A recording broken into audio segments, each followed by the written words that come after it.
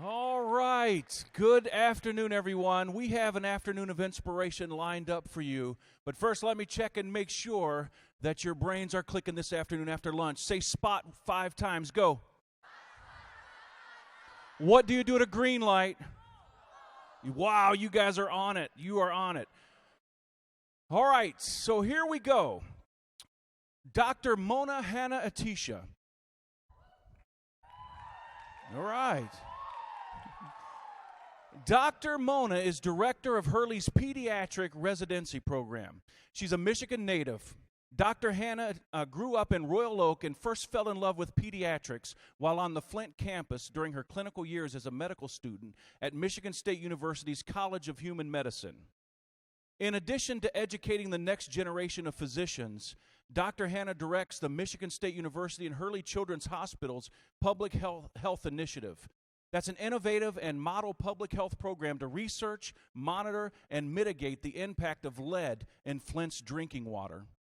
Dr. Hanna models the gear attributes greatly, and we're privileged to have her with us this afternoon. Let's make her welcome, Dr. Hanna.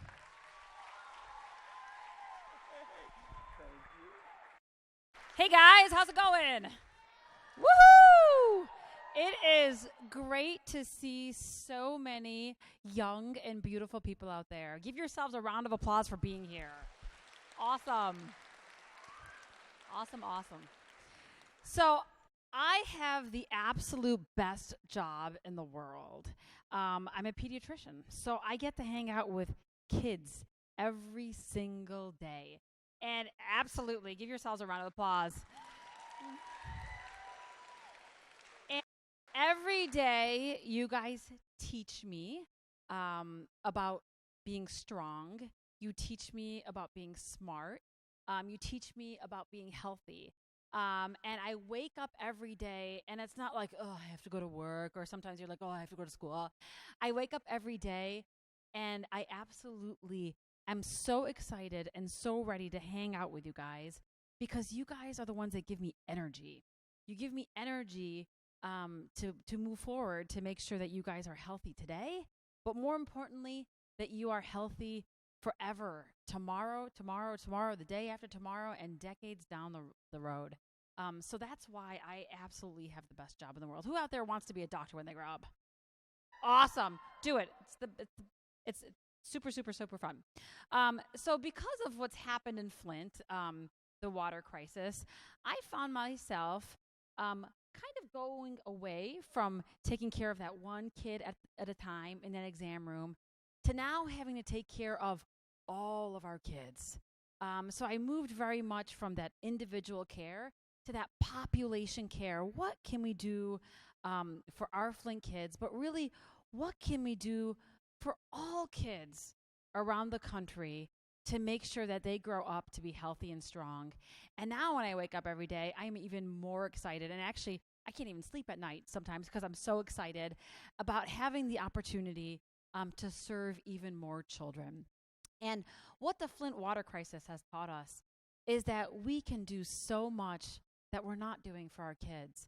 And that's absolutely what we are trying to do. We are taking this crisis, which we are using as an occasion, not an opportunity, but an occasion to turn the story around for our children.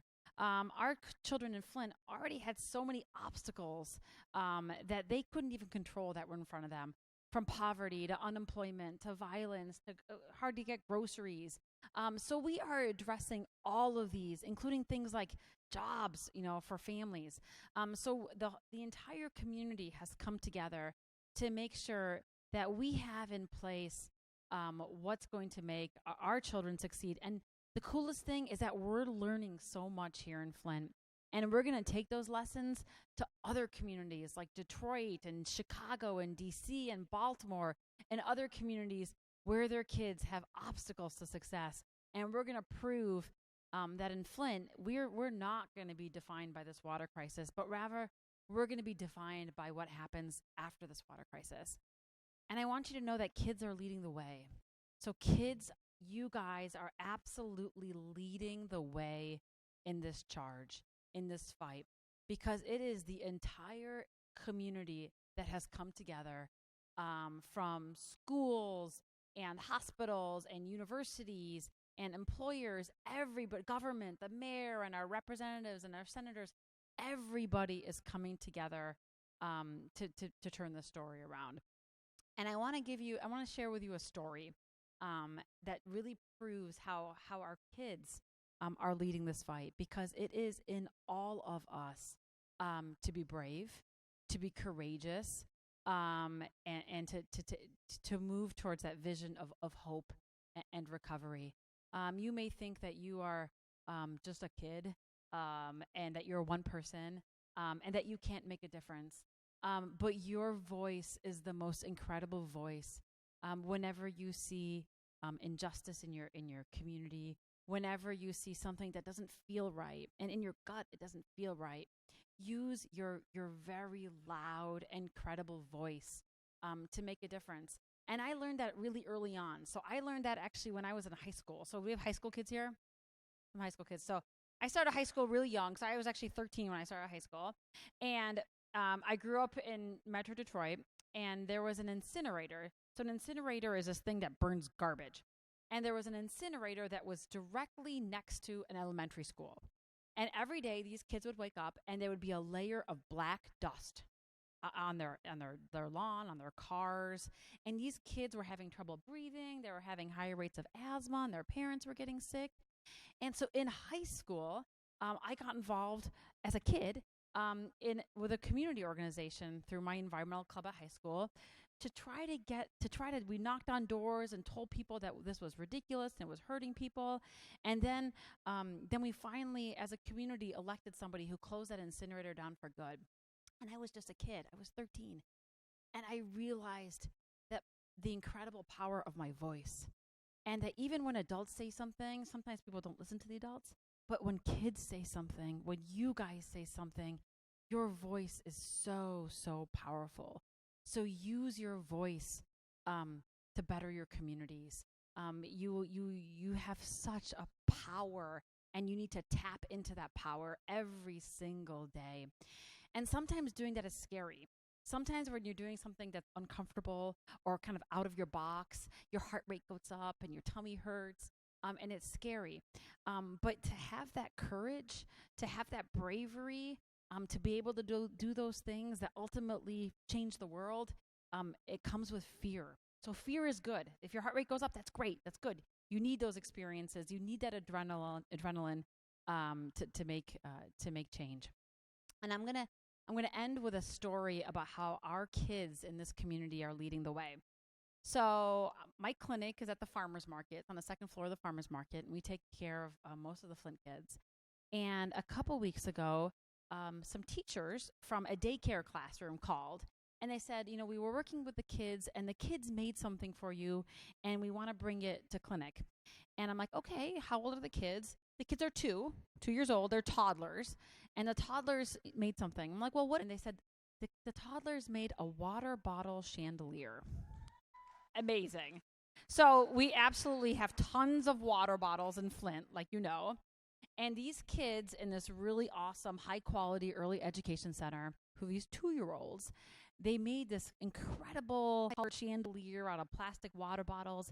And when they were making these little kids were learning their colors, and they were sharing, and they were following directions. They were doing everything that 2-year-olds are supposed to be doing. And they were making a total mess of themselves, which is perfect. That's what 2-year-olds are supposed to be doing. And then I looked at this amazing chandelier, and I thought, wow, these 2-year-olds created something absolutely beautiful out of something that is really quite tragic.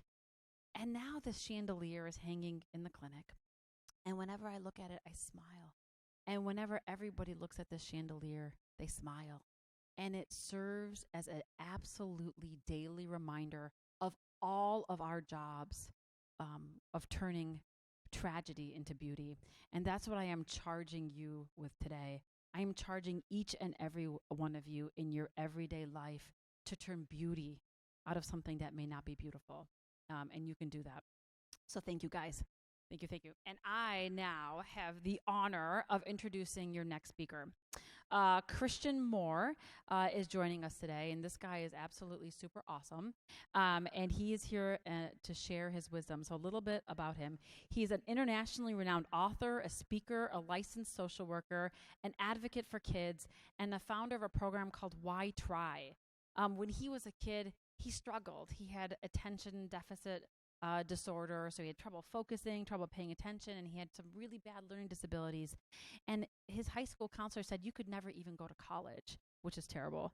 But he knew in and of himself that he was stronger than that, and that he could. And he eventually got his master's in social work. So his unique experiences and expertise have led to the development of the Why Try program and the Resilience Breakthrough for Youth, a highly acclaimed book. So let us put our hands together for Christian Moore. Thanks for being here. Thank you. Wow, it's awesome to be introduced by Dr. Mona. She's definitely one of my heroes, and I've known about her for a little bit, so she's definitely a hero. So if y'all give her a hand for the tremendous work she does. Wow. It's awesome to be here in Flint. I'll tell you what, I wrote this book on resilience, and the reason I love coming here is because there's no place I can go that is not more resilient. And so I want to start out by saying I feel a little bit of a hypocrite to lecture anybody in this room on the subject matter of resilience. I'm just hoping to give you some few tools that you can take and kind of build on the current resilience you already have from within and stuff. So it doesn't matter how much I speak. For the first minute or two, I'm a little bit nervous, and then you'll see my ADHD, conduct disorder, learning disabilities kick in, and hopefully by 10 o'clock tonight I'll stop speaking. But I know there's some experts that know how to set a boundary with me in the room. Anyway, there's educators, they could do that. So I like to share my most embarrassing experience, because I'm not nervous once I share my most embarrassing experience.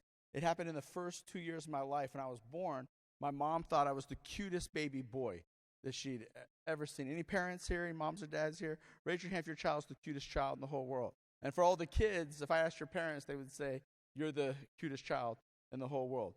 But my mom was so extreme with it, she puts me in this contest. It's not just any contest. It covers all of L.A. County, all the way down to San Diego. And she tells all her friends, all her girlfriends, Christian will win first place, hands down, for sure, guarantee it, just to illustrate my cuteness as a child. Oh, I've got to pull it up right here. Sorry. Let me pull it up right here. There we go. There you go. Thank you. Does that not look like a first place winner of a baby contest? So luckily for me, the day of the baby contest, my mom was too ill to take me, so I almost got out of this horrible situation. But she knew I had to go, so she decides to have her brother, my Uncle Dale, take me. He's kind of a comedian. And I have a sister a year and a half older than me. And he decided to put a pink ribbon in my hair, and he put me in my sister's pink dress because I had kind of long, naturally curly hair. If you're a little boy with curly hair, most moms kind of grow it out. Like I said, I won first place as the cutest baby girl in all of Southern California. Thank you. So when you start out life like that, you have to learn resilience really, really early in life. So I went from that situation to fail in the first grade, and some of you who have been in my breakout sessions have heard some of my many fear and failures. Those that weren't in there, I have to give you a Reader's Digest version because of time, but kind of how I got interested in the subject matter of resilience is my mom got married really, really young, had me and an older sister, got a divorce, met a man who had 6 kids, whose wife had just left him with 6 kids, meets my mom, they have 4 more, 12 kids, 5 brothers, 6 sisters. This is right outside, kind of in between D.C. and Baltimore. My mom has something called social phobia, generalized anxiety disorder. My mom had a fear of leaving the house. You have to leave the house to go get food. So there wasn't a lot of food to eat in my house growing up. There's usually pickles, olives, and tuna fish. I'm going to write a cookbook one day, 101 ways how to eat those 3 things. The next person to tell you a little bit about is my dad. He graduated from high school 2 years early, went to work for the U.S. Postal Service. The U.S. Postal Service could tell he had a tremendous talent, and they asked him to come work at NSA, the National Security Agency, as a cryptanalyst. And is literally one of the top mathematical geniuses in the world. But now I realize he's autistic, so I have an autistic dad, a mom who has a fear of leaving the house. As a child, I'm diagnosed with ADHD, conduct disorder, and severe learning disabilities. Grew up as a street kid, running the streets till 2, 3 o'clock in the morning on school night. Got introduced to the urban pharmaceutical industry. The older kids would put all the drugs on me because I was a cute little white kid with curly hair and dimples. And they knew I would likely not be checked. The police would roll up on us. I was about 7 years old. And I would climb into the car with the police. They would take me home. And they'd hand me Washington Redskin football cards and stuff. The police never checked me. So by the time I was 7 years old, I became highly aware of social injustice issues in the United States. It's what inspired me to become a social worker and do some of the work I'm doing around the world right now. Well, one night I was out late at night, and a car pulled up, and the windows on the car slowly rolled down, and I hear a voice, and the voice I hear is the voice of this woman right here, who I endearingly call Mama Jackson. And a long story short, she sees me out there in the middle of the night, and she's like, "Look, Christian, the fun and games are over. Don't you ever set foot on our property. I'm going to call the school tomorrow. I'm going to make sure you're not in any of Sean's classes." And I remember thinking to myself, man, I know I'm bad, but I'm not that bad. I can never go to school with him ever again. Well, luckily, Sean explained to his mom the reality of my home life.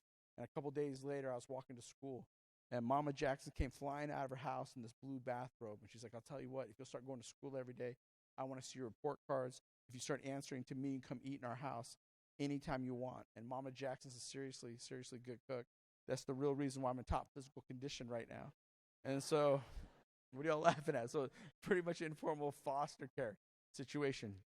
She took over and started raising me. Well, long story short, she gave me the tools to graduate from college with a 6th grade math level, 7th grade reading, writing level.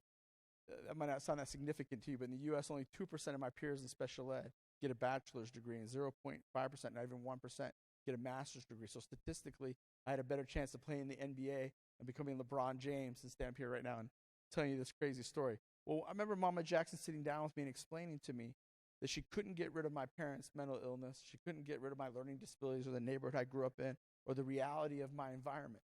But she explained to me that I could use the anger, the hurt, the sadness as a reason to turn in my homework, to stay in school, and not give up. And the highlight of my life was when I got a master's degree several years later. No one in my immediate family came to my graduation, but Mama Jackson got on an airplane, flew 2,000 miles across the United States, and was sitting on the 10th row when they handed me my college degree. And when I saw her sitting in that audience, I thought to myself, before I'm 6 feet under, I want to make sure everybody gets access to the social and emotional, the skills and the resilience that Mama Jackson helped give me. And so I've spent the last literally 18 years teaching resilience and social and emotional education across America. In the last little while here, in the last year and a half, I wrote this book, The Resilience Breakthrough. And I just want to highlight a couple themes for you out of the Resilience Breakthrough. I want to share with you that there's thousands of books out there on resilience, and most of the books out there are going to tell you the attributes of resilience: hard work, determination, perseverance. I approached resilience from a little different angle. I wanted to know, where does it come from within? When you have every reason to shut down, you have every reason to give up. What people who are not giving up, what are they tapping into? And we found 4 different areas they were tapping into, and I want to highlight those 4 areas for you here. The first place we found that people tap into is something called relational resilience. This is a picture of my 2 boys, Cooper and Carson.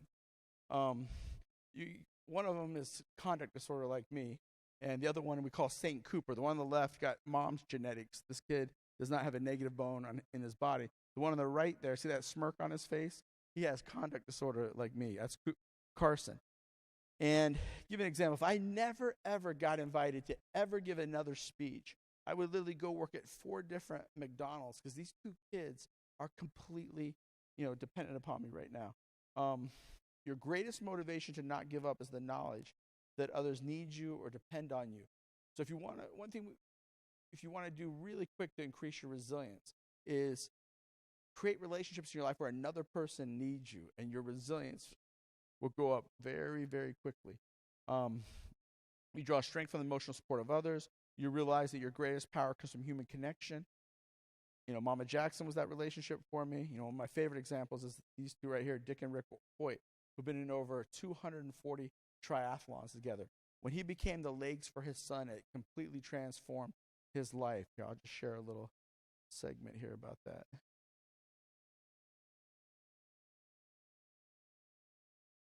This is where they go to prove their mettle. Endurance racers from around New England, ready to take on an Olympic distance triathlon. Those who finish will swim a mile, bike 24, and run 6 more. All right, welcome everyone. But one man's got a tougher challenge than the rest. And it's not because he's one of the oldest guys here. It's because Dick Hoyt will pull, pedal, and push his son Rick, who was born without the ability to move or speak. This is how father and son spend their time together, nearly every single weekend, going back 30 years. Dick and Rick Hoyt have completed over 240 triathlons, and on their lazier Sunday afternoons, over 68 marathons, the fastest in a time just half an hour off the world record.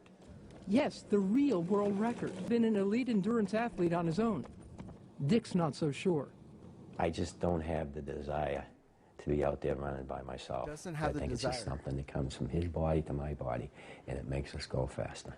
Are you trying to say that you run faster pushing Rick than if you didn't run with him? Oh, yeah. He inspires me and he motivates me. And he's actually the athlete, and he's very competitive. He wants to win. I love that he's the athlete. That's a powerful, powerful example. This is where they go to prove their mettle. Resilience Endurance here, racers sorry. from... That right there. All right, another example of relational resilience is one of my heroes, Harriet Tubman, who freed over 300 slaves on the Underground Railroad. In my Maryland history books, they didn't really share with me exactly when I was in school how she was able to do that. I was at her museum the other day, and they explained that, you know, the slaves would want to turn back around. They would hear the dogs coming through the woods. They would see lights coming, and they'd want to give up. And Harriet Tubman actually sat there with a shotgun and said, "You do not have a choice. If you go back and get or turn around, we're all going to get caught." And they tended to keep walking with her. And but she's also the grandmother of my profession, social work. She started the first retirement homes for African Americans in the United States, and she just got put on the $20 bill. But a powerful, powerful example of relational resilience. And I'm sure here in Flint, you saw how people turned to each other during this water crisis and reached out and supported one another. I know things weren't perfect, but that relational resilience showed up. You had people within the community and outside of the community come in and try to make a difference here. You know, you'll see soldiers coming home from war. They may be lost an arm, a leg, a limb. And oftentimes, they'll say they want to go back. It's usually not for political reasons, but it's that camaraderie, that love of their fellow soldiers. So I had to really work on, I'm going to skip a few of these, I had to really work on relational resilience because I had something called conduct disorder. So relationships for me have always been something pretty hard. And one day it hit me, if I could really double my relational resilience, my resilience would really go up. I had something more natural called street resilience because of my childhood. And I think Flint is got to be right now a powerful, powerful example of street resilience. Street resilience is you take the pain of disrespect, social inequality, and mistakes and use it as fuel to propel you forward. And it could be any type of disrespect. It could be your ears are too big. It could be skin color. It could be your teeth aren't white enough. We as human beings find a million different reasons to disrespect one another. And you use that disrespect as a fuel source. You know, I was told I couldn't go to college because of my learning disabilities. And I use that as a fuel source. You convert the pain into the energy to create productive outcomes. You direct your hurt and anger towards a cause rather than an individual. And, you know, I think, you know, Dr. Mona is a powerful, powerful example of how she's devoted her life to trying to turn around, you know, this horrible crisis that's happened here in Flint. That's street resilience. You use that disrespect as a reason to become greater. Give you a couple examples. Nelson Mandela, we know, was in a prison camp for 27 years. And the guy who literally sought the death penalty, that wanted him put to death, Mandela literally reached out to him, invited him to his house. When after he got out of prison, became the president of South Africa, and he invites him to his house and says, "Listen, I forgive you. I understand why you seek the death penalty." And literally forgave the guy, and they became friends after that. When the guy left his house, the national media was there, and they asked him, "What do you think of Mandela now?" And he said, "He's the most saintly man I've ever met." One of the guards that when he was in the prison with, one of his guards even put in his cabinet when he became president. But he took that and used as a powerful, powerful fuel source. Rosa Parks, a powerful example of street resiliency, refusing to sit on the back of the bus. I had a professor who came to me in college and said, Christian, if you can get a college degree, my degree's worth less. You shouldn't even be on this college campus with a 6th grade math level, 7th grade reading, writing level. And I remember walking home in tears when he told me I wasn't, college material, I shouldn't be there. I just found out this year that professor will be teaching out of 2 college textbooks that my Y Tri curriculum is in. So he actually has to lecture on my theories now. How you like me now? All right,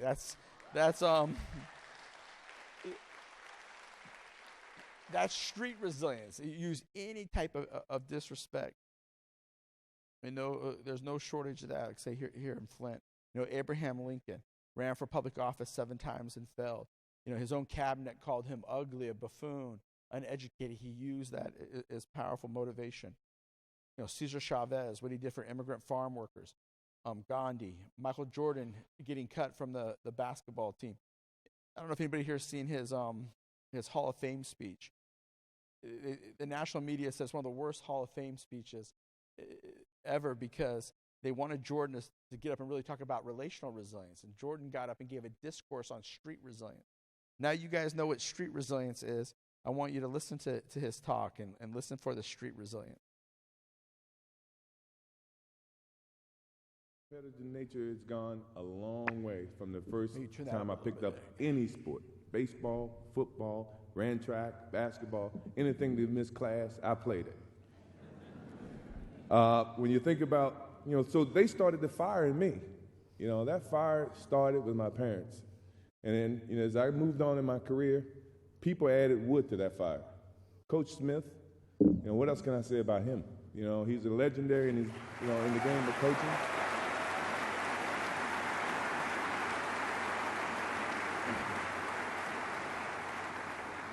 And then there's Leroy Smith. Now, you guys think that's a myth. Leroy Smith was a guy, when I got cut, he made the team on the varsity team. And he's here tonight. He's still the same 6'7" guy. He's not any bigger. His game is about the same. But he started the whole process with me because when he made the team and I didn't, I wanted to prove not just to Leroy Smith, not just to myself, but to the coach who actually picked Leroy over me. I wanted to make sure you understood you made a mistake, dude.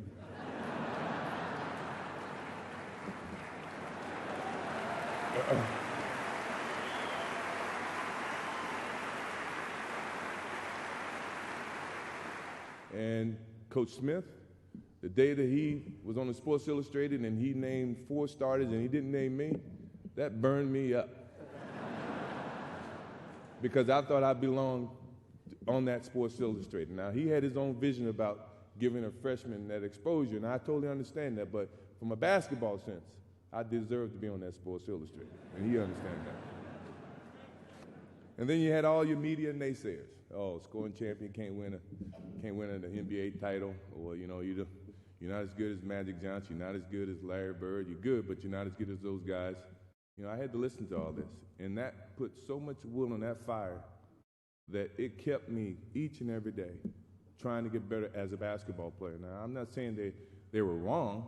I may have looked at them from a different perspective, but at the same time, as a basketball player, I'm trying to become the best that I can, and for someone like me who achieved a lot in over the time of my career, you look for any kind of messages that people may say or do to get you motivated to play the game of basketball at the highest level, because that is when I feel like I excel at my best. Did you hear when he talked about putting that wood on that fire?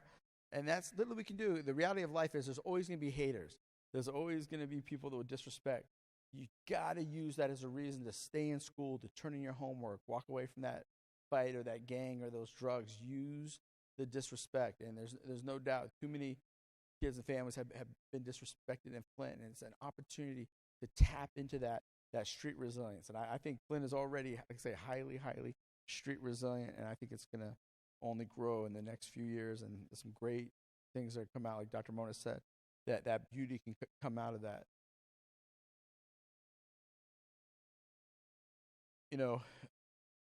everyone who's a female on planet Earth should have some street resilience. You know, in 2016, women make 78 cents on a dollar that a man makes. So any women in this room, you got to get fired up. Does that make sense? We got to get that street resilience going. You know, Malala is a powerful example of street resilience. You know, shot by the Taliban. She said, "Until the man who shot me, until his daughter can receive an education, I'm going to speak out." We know she just got the Nobel Peace Prize. She used that disrespect as a reason to become greater. And that's the reality. A lot of times in this world, that's all we can do with disrespect, is say, I'm going to become greater. I'm going to rise above the hate. There's no shortage of hate. Sometimes we've got to use that. When you keep seeing this battery popping up here, this is just a metaphor that took me many years in my life to understand that my emotions, every day I have positive emotions and I have negative emotions. And your resiliency is increased if you can tap into both your positive and negative emotions. I'm here speaking to you guys right now because I grew up, I didn't have a lot of the things you see on the left. I had to take feeling discriminated against, judged, unwanted, my learning disabilities, angry, overlooking, use that as a reason to not give up. So if you can tap into both your positive emotions and your negative emotions, just like this battery, you couldn't charge this battery with just a positive connection. You can't just charge the battery with a negative connection. It's the combination of both. Now, the third place that resiliency comes from, one thing we're so excited about, in 2016, we can literally teach where the inner motivation, you can literally teach someone how to be relational resilient. We can teach someone how to be street resilient.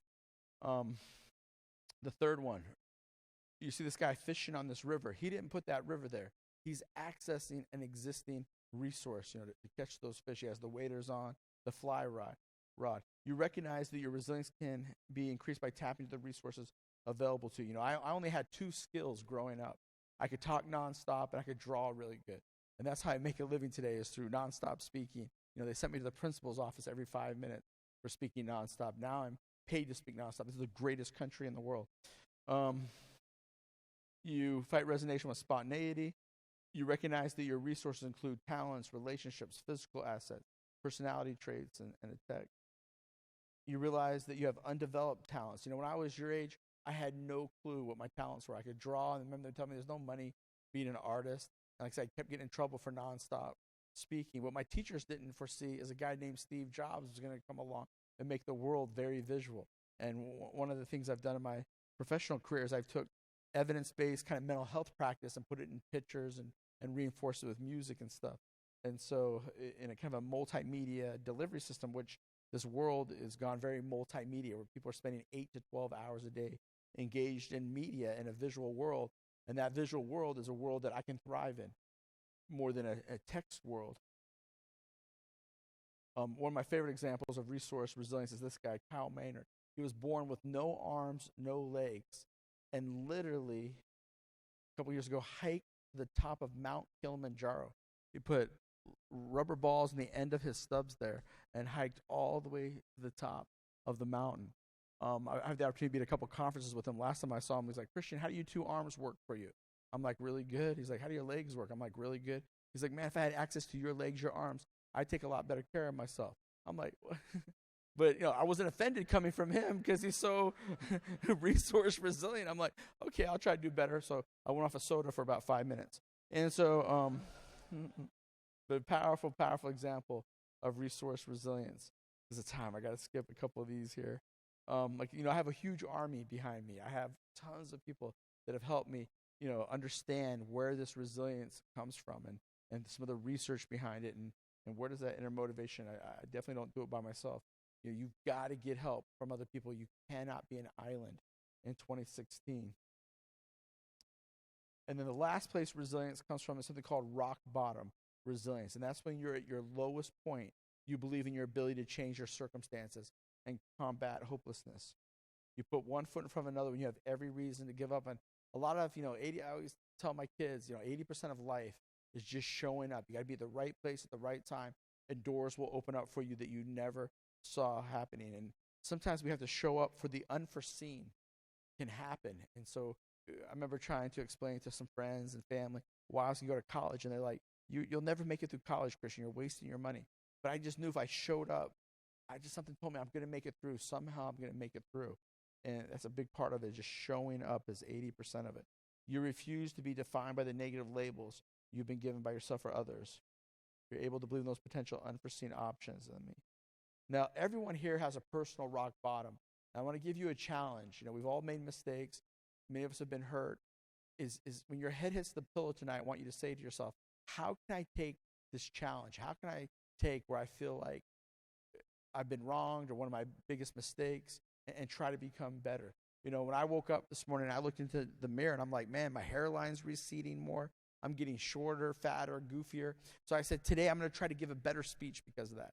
I'm going to try to work harder. I'm going to try to be kinder because my hair is falling out, because I'm getting goofier or whatever my weaknesses are. Everybody with me on that? It's one of the most important things in life is to be able to say, how can I become greater because of the pain? One day it hit me more. I could learn more from a single mom living in a car with 3 kids about being resilient than if I studied, a motivational guru. You see that face right there of that lady on the right during the Great Depression. 3 months after this picture was taken, her kids might still be hungry. They might still be living in this tent. But I can see the look on her face. She's not going on shutdown. I can almost see that rock bottom resilience on her face. She's just pushing through. The first 6 times Robert Downey Jr. was arrested, he wasn't willing to change. But that 7th time, that rock bottom, he finally used that as a resource. And I want to end with this. This is a guy by the name of Derek Redmond. In the 1992 Olympics, he came in last place. Someone won that race. The winner of that race, very few people remember, but hundreds of millions of people know who Derek Redmond is. And some of you have probably seen this video, but I'm hoping you see it now in a little different context. Now you know what the 4 sources of resilience are. You're going to see they're going to ask him to get off of the track. He tears his hamstring. They're going to ask him to get off the track because he's cutting into Olympic commercial time. And he's going to refuse to get off the track. That's his street resilience. You're going to see his relational resilience show up. For him to get to the Olympics, he had to maximize his physical body. And this is his rock bottom moment there in the Olympics. And so he's prepared his whole life for this. And then he tears his hamstring. So look for all 4 of these sources as you're watching this. And one day it hit me that the ability to bounce back, the ability to be resilient is more important than success. Success is fleeting. Success comes, it goes, it comes, it goes. But the ability to bounce back, I would much rather my children, my 2 boys, know how to bounce back from the lows of life than to be just, quote, successful. You're much more likely to have long-term success if you can resilience here. And then we'll wind this up here.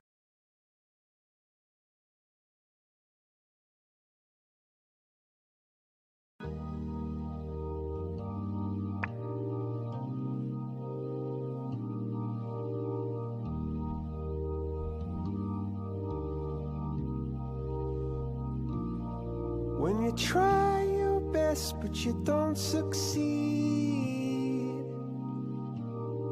when you get what you want but not what you need, when you feel so tired but you can't sleep, stuck in reverse,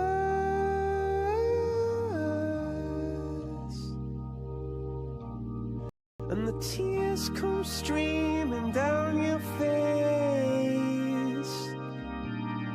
when you lose something, when you love someone but it goes to waste, could it be worse?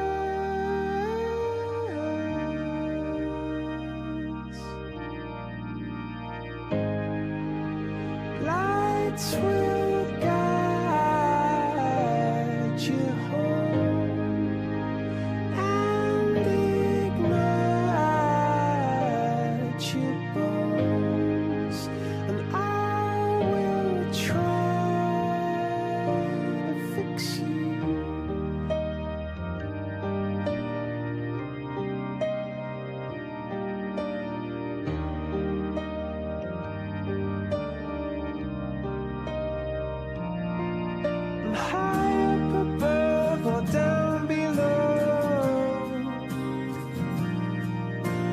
too in love to let it go. But if you never try, you'll never know just what you want.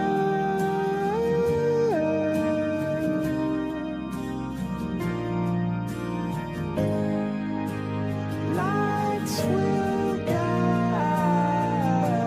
you home and ignite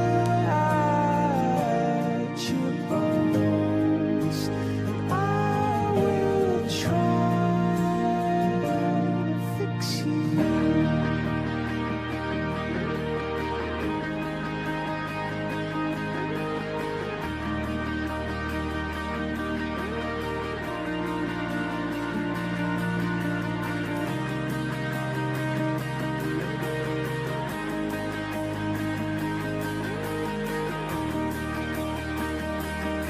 Dad has some street resilience.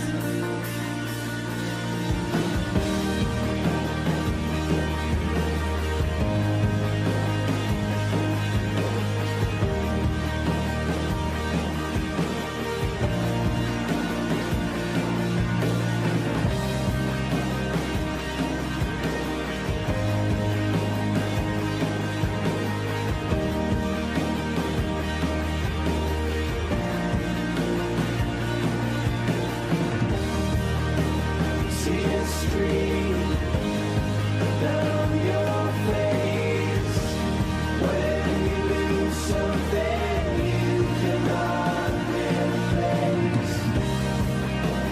Tears stream down your face